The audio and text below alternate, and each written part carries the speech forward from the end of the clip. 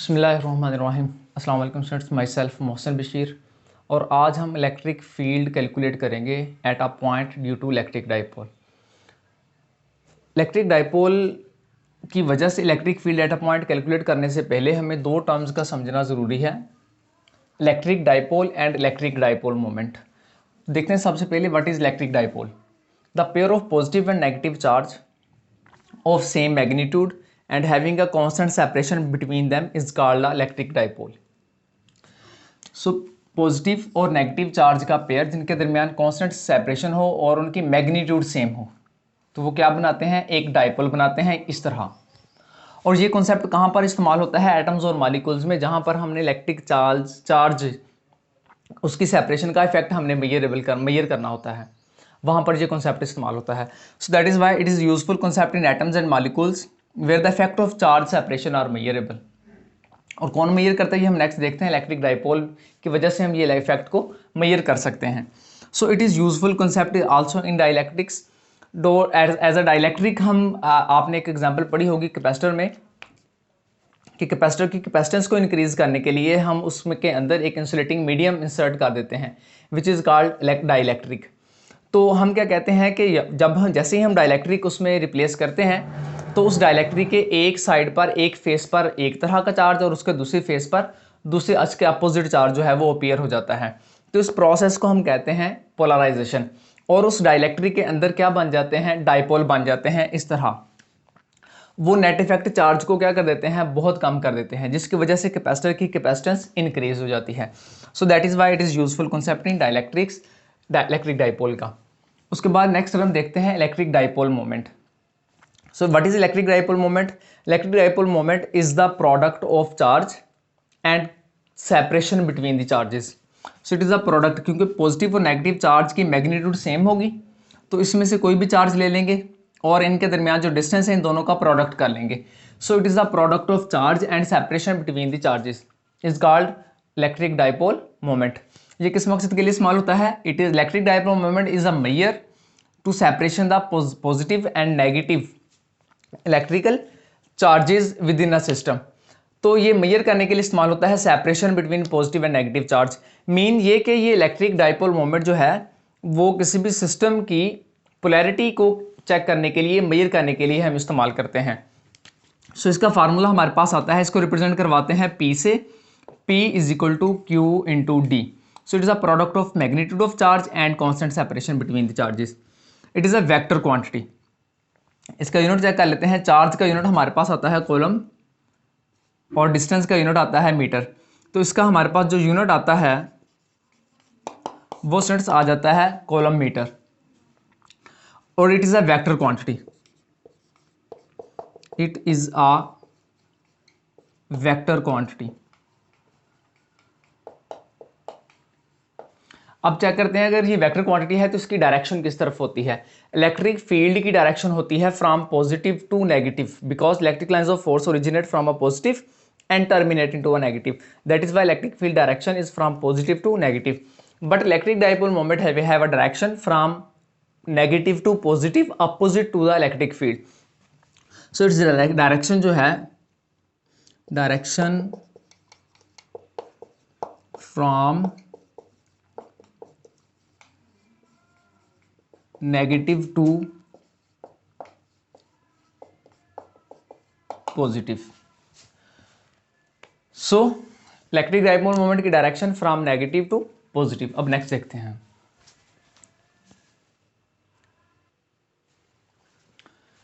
Okay students, electric field due to electric dipole, ये उस वक्त हमें प्रॉपर तरीके से समझ आएगा जब हम इस डायग्राम को प्रॉपर तरीके से समझ सकेंगे। तो हमारे पास दो opposite charge of same magnitude है। पॉजिटिव चार्ज ये रखा हुआ है, नेगेटिव चार्ज ये रखा हुआ है। इन दोनों चार्जेस के दरमियान कांस्टेंट सेपरेशन डी है। ओके, मैं इसको सेपरेट बना देता हूँ एरो लगा के। ये इन दोनों चार्जेस के दरमियान सेपरेशन डी है और हमने पी पॉइंट पर electric field due to this dipole हमने कैलकुलेट करना है। तो यहाँ से परपेंडिकुलर बाइसेक्टर इस पी पॉइंट पर मैं इस जो डिस्टेंस डी है इस पर ड्रा करूँगा, ये ओ पॉइंट पर जाकर इसको इंटरसेक्ट करेगा। तो ये जो डिस्टेंस है P टू O, ये हमारे पास डिस्टेंस आ जाएगा x। O से इस चार्ज Q तक का डिस्टेंस हमारे पास आ गया d/2 पॉजिटिव Q का, और O से इस चार्ज नेगेटिव Q का डिस्टेंस भी हमारे पास आ गया d/2। अब वो सिस्टम जो है वो कोऑर्डिनेट सिस्टम हम यहाँ पर ड्रा कर लेते हैं। ये हमारे पास वाई एक्सिस आ गया और ये पॉजिटिव एक्स एक्सिस है, इस तरफ ये नेगेटिव एक्स एक्सिस है। So it is a positive x-axis. Because we know that due to positive charge, electric lines of force originate from a positive charge. That is why the direction outward. And due to negative charge, electric lines of force direction inward. That is why its direction is inward. So अब हम इसको draw करेंगे या इसको इसके perpendicular components में हम जो है वो रिजॉल्व करेंगे। लेकिन याद रखें, जब भी हम परपेंडिकुलर कंपोनेंट्स में किसी वेक्टर को रिजॉल्व करते हैं और जब हम उसका लास्ट रिजल्ट के तौर पर हम उसके कंपोनेंट्स लिखते हैं, तो हमने वही हेड टू टेल रूल जो है वो हमने उसी को फॉलो करना होता है। बाज़ बच्चे हेड टू टेल रूल को फॉलो नहीं करते तो उनका आंसर हमारे पास अक्सर गलत आ जाता है। देखें ज़रा किस तरह। अब इस वेक्टर की डायरेक्शन है आउटवर्ड, तो जब मैं इसका परपेंडिकुलर ड्रा करूंगा ऑन एक्सिस यानी प्रोजेक्शन ड्रा करूंगा एक्स एक्सिस पर, और ये कोई एंगल बना रहा है थीटा, तो थीटा के सामने वाला जो हमारे पास कंपोनेंट है ड्यू टू पॉजिटिव चार्ज, इसका जो फील्ड होगा मैं इसको ई प्लस का नाम देता हूं और इसका जो फील्ड होगा इसको मैं ई माइनस का नाम दे देता हूं। जैसे मैंने प्रोजेक्शन ड्रा की तो अब चेक करें, ये है हमारे पास वेक्टर। अगर ये वेक्टर है तो उसका ये वाला कंपोनेंट पहला और ये वाला दूसरा कंपोनेंट, यानी अगर हमारे पास ये वेक्टर हो, जब हम उसको उसके कंपोनेंट्स में रिजॉल्व करते हैं स्टूडेंट्स, तो इस तरह रिजॉल्व करते हैं। यानी ये हमारे पास उसका ये वाला वेक्टर की डायरेक्शन इस तरफ होती है, यानी एक्स कंपोनेंट की डायरेक्शन इस तरफ होती है, और ये दूसरे कंपोनेंट की डायरेक्शन इस तरफ होती है। यानी सेकंड वेक्टर किस तरह होगी, उसकी जो टेल है वो फर्स्ट वेक्टर के साथ मिल रही हो।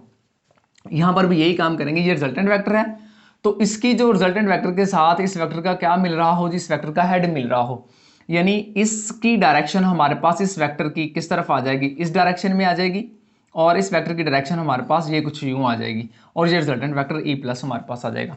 सो थीटा के सामने वाला कंपोनेंट जो वह है हमारे पास आ जाएगा ई प्लस वाई, जो कि किसके बराबर होगा, ये बराबर होगा ई प्लस साइन ऑफ थीटा के बराबर, और इसकी डायरेक्शन किस तरफ है, डाउनवर्ड।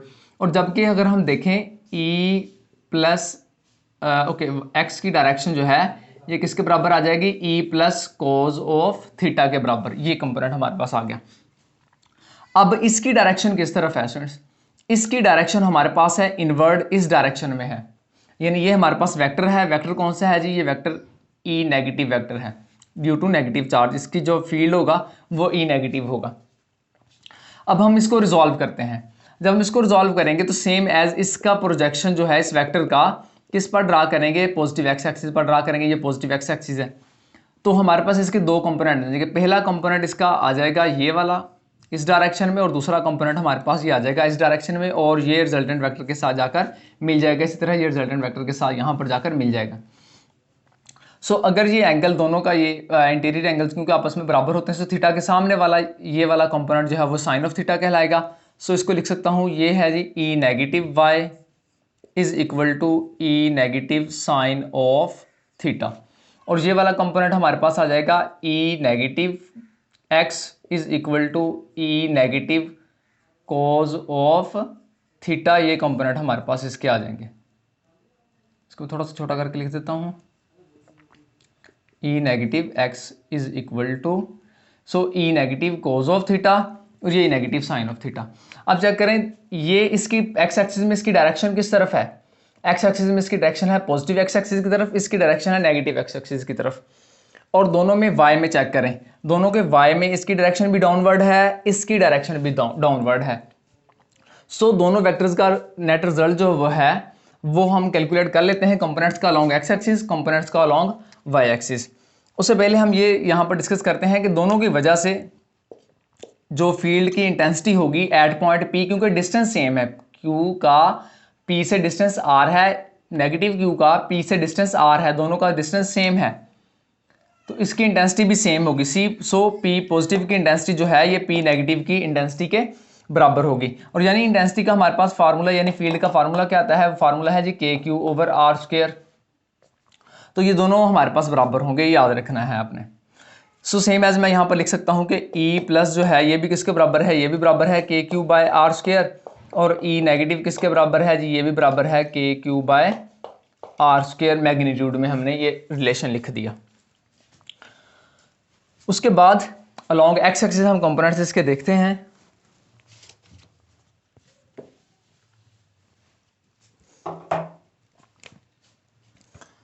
ओके मैं यहाँ पर कर देता हूँ।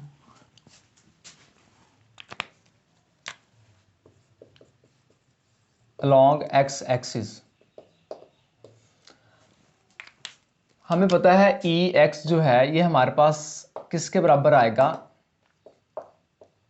Component of positive charge along x axis plus component of negative charge along x axis. Both are anti parallel to each other, both have same magnitude. So E plus आपके पास क्या आया जी, मैं यहाँ पर निकाल के लिख देता हूँ। ई प्लस आपके पास आया था E plus X is equal to E plus cos of theta और E minus X is equal to, ये मैं वाई में लिखता हूँ, E minus X, okay sorry Y में लिखना है मैंने, E plus sine of theta.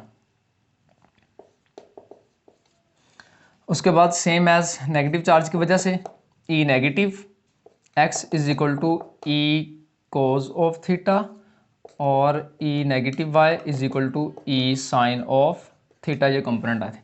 हमने लॉन्ग एक्स एक्सिस जो नेट हमारे पास कंपोनेंट आ रहा है वो हमने कैलकुलेट करना है। सो यहाँ पर लिख देता हूँ जी कि है जी ये E plus cos of theta plus into minus E plus cos of theta. आप देख रहे होंगे जी मैंने यहाँ पर भी ई प्लस लिख दिया, यहाँ पर भी लिख दिया, क्योंकि मैं नेगेटिव को क्या पुट कर रहा हूँ, पॉजिटिव पुट कर रहा हूँ, क्योंकि दोनों की इंटेंसिटी आपस में बराबर है। सो ये आ जाएगा E plus cos of theta minus E plus cos of theta. तो net result along x axis हमारे पास क्या आ गया, 0। सो एक्स कंपोनेंट जो दोनों का रिजल्टेंट था वो हमारे पास 0 आ गया। अब लॉन्ग वाई एक्सिस चेक कर लेते हैं। सो अलॉन्ग वाई एक्सिस देखें जी, ई वाई बोथ कंपोनेंट्स का हम सम कर देंगे, E plus of y plus into E minus of y. तो दोनों का रिजल्ट हमारे पास क्या आ रहा है वो चेक कर लीजिए। ये आ रहा है जी E plus sine of theta plus, दोनों की डायरेक्शन किस तरफ है स्टूडेंट्स, दोनों की डायरेक्शन डाउनवर्ड है, यानी नेगेटिव वाई एक्सिस की तरफ है। अगर दोनों की डायरेक्शन नेगेटिव वाई एक्सिस की तरफ है तो मुझे दोनों के साथ माइनस का साइन लिखना होगा। इसके साथ भी plus into minus E plus sine of theta. मैंने इस वजह से प्लस लिखा क्योंकि दोनों की इंटेंसिटी आपस में बराबर है। सो ये आ जाएगा आपके पास -2 of E plus sine of theta, ये आपके पास आ गया ई वाई। इसके बाद ये रिलेशन तो आपका क्लियर हो गया। हमें डायग्राम में एक दो पॉइंट जो हैं वो निकालने हैं जो आगे जाके हमें रिजल्ट में ज़रूरत पड़ेगी, उसके बाद डायग्राम को हम रेज कर देंगे। ओके स्टूडेंट्स, देखें इस डायग्राम में हम आर की वैल्यू निकालेंगे। तो हम देखते हैं कि यहाँ पर बाय यूजिंग पैथागोरस थ्योरम हमारे पास आर किसके बराबर आता है, बाय यूजिंग पैथागोरस थ्योरम। ये पैथागोरियन थ्योरम हमारे पास आर किसके बराबर आता है, आर हमारे पास यहाँ पर हाइपोटेनिस है। सो इज इक्वल टू, ये डिस्टेंस हमारे पास है एक्स इसका स्क्वायर प्लस ये डिस्टेंस हमारे पास है d/2, सो d/2 का स्क्वायर। सो सिंपली ये हमारे पास आर किसके बराबर आ जाएगा, यहाँ पर एक्स स्क्वायर प्लस d²/4, और क्योंकि हम इसका स्क्वायर रूट ले रहे हैं, स्क्वायर ख़त्म कर दिया हमने, तो आर की हमारे पास सिंपली मैं वैल्यू लिखता हूँ जी ऊपर, ये आ जाएगी जी 1/2, ये आर की वैल्यू हमारे पास स्टूडेंट्स आ जाएगी। उसके बाद इसी डायग्राम में हम साइन ऑफ थीटा की वैल्यू कैलकुलेट करेंगे जो आगे जाके हमें चाहिए रिजल्ट में। ये पहले कैलकुलेट कर लें, आर स्क्वायर किसके बराबर आ गया, एक्स स्क्वायर प्लस d²/4 की पावर 1/2, और साइन ऑफ थीटा चेक करें जी किसके बराबर आ रहा है। इस ट्राइंगल में साइन ऑफ थीटा हमारे पास बराबर आ रहा है, ये हमारे पास डिस्टेंस जो ये वाला जो है ये किसके बराबर है जी, ये परपेंडिकुलर ओवर हाइपोटेनियस। परपेंडिकुलर हमारे पास है जी d/2 के बराबर, ओवर हाइपोटेनियस किसके बराबर है जी, ये r के बराबर है। तो साइन ऑफ थीटा की वैल्यू हमारे पास क्या आ जाएगी जी, d/2 ऑफ r। ये रिजल्ट हमें आगे जाके चाहिए। ओके, अब मैं इस डायग्राम को रेज कर रहा हूँ और इन रिजल्ट्स को भी कि ई एक्स हमारे पास 0 आ गया है और ई वाई जो ये है हमारे पास -2 time of E plus sine of theta आ गया। अब हम मैग्नीट्यूड कैलकुलेट कर लेते हैं इलेक्ट्रिक फील्ड की, सॉरी मैग्नीट्यूड, ये देखें हमारे पास क्या आ रही है जी। सो ये आ जाएगी E is equal to E plus का square plus of E minus का स्क्वायर, यानी E एक्स का स्क्वायर प्लस E वाई का स्क्वायर, और इसका स्क्वायर रूट, ये मैग्नीट्यूड का आपके पास फार्मूला है। E प्लस हमने निकाला हुआ है, ये आपके पास 0 आया, प्लस E नेगेटिव आपके पास क्या है जी -2 time of E plus sine of theta, इसका क्या है जी ऊपर स्क्वायर, 0 का स्क्वायर जो है वो 0 ही आ गया हमारे पास। तो इसका स्क्वायर खोला तो स्क्वायर से स्क्वायर रूट कैंसिल हो गया, तो E का रिजल्ट आपके पास क्या आ गया जी -2E plus sine of theta, ये आपके पास मैग्नीट्यूड सेंस आ गए। सॉरी ये प्लस का स्क्वायर हमारे पास, ये माइनस का स्क्वायर हमारे पास प्लस हो जाएगा, और ये मैग्नीट्यूड हमारे पास प्लस E जो है वो प्लस साइन ऑफ थीटा आ जाएगी। अब E प्लस की वैल्यू भी है हमारे पास, साइन ऑफ थीटा की वैल्यू भी है, और हमने R की वैल्यू भी निकाली हुई है। सो इन रिजल्ट्स को मैं साइड पे यहाँ पर लिखता हूँ कि साइन ऑफ थीटा हमने जो इस्तेमाल करना है वो किसके बराबर है जी, यहाँ पर d/2r के बराबर है, और r जो है ये बराबर है x का स्क्वायर प्लस d का स्क्वायर बाय 4 के स्टूडेंट्स बराबर है। इसको चेक कर लो एक दफ़ा। ओके जी,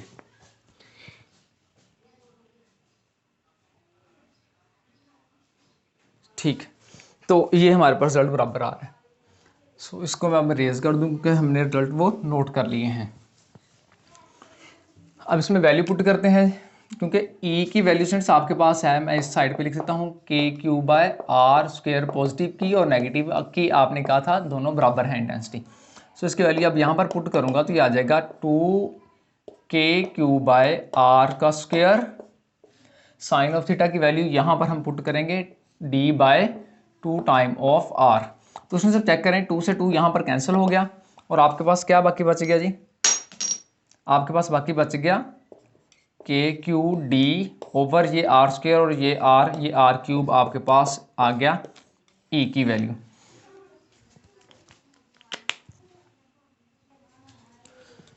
ओके स्टूडेंट्स, आप लोगों ने डाइपोल मोमेंट की वैल्यू पढ़ी थी, आपने कहा था P is equal to Q into d, जो हमने स्टार्ट में फार्मूला लिखा था डाइपोल मोमेंट का। तो Q इंटू डी की जगह पे मैं उसका फार्मूला यहाँ पर पुट कर देता, वैल्यू पुट कर देता हूँ। तो E की वैल्यू आपके पास आ जाएगी E is equal to KP, और R क्यूब को हम ऊपर ले जाएंगे, ये आपके पास आ जाएगा जी KP/r-3 is equal to E। और R की वैल्यू आपके पास पड़ी हुई है जो हमने स्टार्ट में निकाली थी, वो वहाँ पर पुट कर दें, KP इंटू एक्स का स्क्वायर प्लस D का स्क्वायर बाय 4। तो यहाँ से हम इसकी पार आ जाएगी -3, और इसकी पार 1/2 यहाँ पर है, तो यहाँ पर आ जाएगा -3/2। तो ये KP इंटू आ गया आपके पास, यहाँ से एक्स स्क्वायर आप कॉमन ले लें, जब एक्स स्क्वायर कॉमन लेंगे तो स्क्वायर से स्क्वायर कैंसिल हो जाएगा, और x की पार आपके पास कितनी बाहर आएगी -3, और यहाँ पर बाकी जब बच जाएगा 1, क्योंकि यहाँ पर x नहीं है तो यहाँ पर डिवाइड हो जाएगा, यहाँ पर आ जाएगा d का स्क्वायर ओवर 4x का स्क्वायर। उसके बाद आप यहाँ पर अप्लाई करें कि ओके ठीक है, KP x की पावर -3 इंटू आप यहाँ पर अप्लाई करें -3/2 बाइनोमियल थ्योरम। उसके मुताबिक बाइनोमियल एक्सपेंशन के मुताबिक 1 + nx यानी -3/2 इंटू एक्स, एक्स आपके पास क्या है d का स्क्वायर ओवर 4x का स्क्वायर प्लस हायर टर्म्स। तो हम क्या कर देंगे, सभी हायर टर्म्स को नेग्लेक्ट कर देंगे। So higher terms neglected,